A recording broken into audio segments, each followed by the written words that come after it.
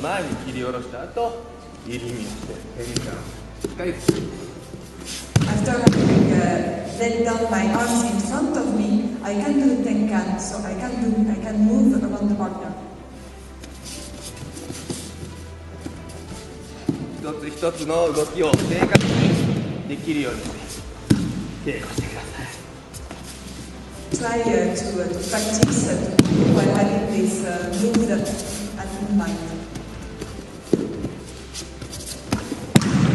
はい、横目打ち。 J'ai déjà voyagé au Japon. En 2012, j'y étais suivre le congrès international à Tokyo. J'ai pratiqué avec différents maîtres et je n'ai eu aucun problème au niveau du suivi de leurs cours. Et en plus, en Belgique, nous accueillons régulièrement des maîtres japonais venus du Hombu Dojo de Tokyo et on n'a jamais de souci de compréhension ou on n'est jamais perdu face à leur enseignement. Donc non, on ne pratique pas différemment en Belgique ou en Europe de ce qui se fait au Japon.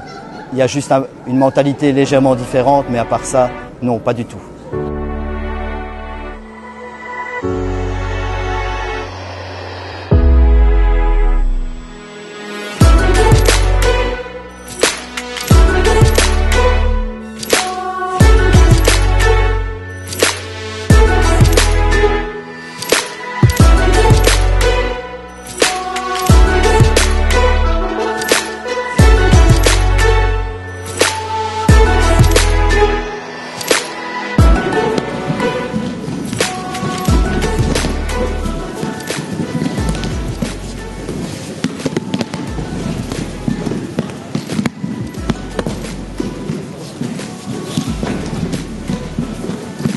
Est-ce que l'enseignement de l'aïkido est rigoureux?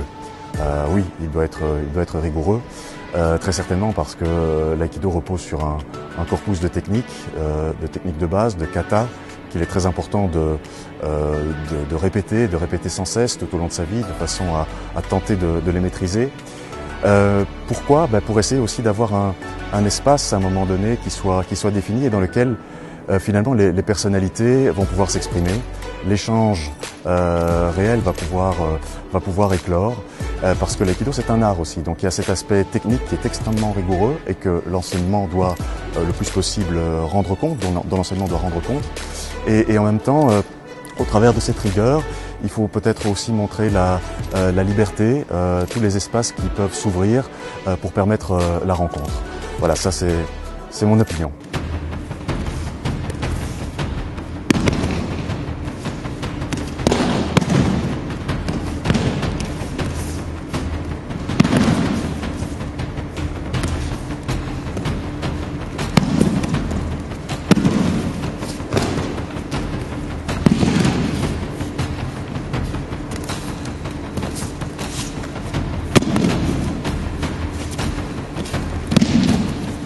On pose souvent la question de dire oui mais l'aïkido c'est un art martial, les arts martiaux ça date des samouraïs, de l'ancienne époque, etc. Nous sommes en 2019, 2020, est-ce que c'est toujours d'actualité? Je pense que oui.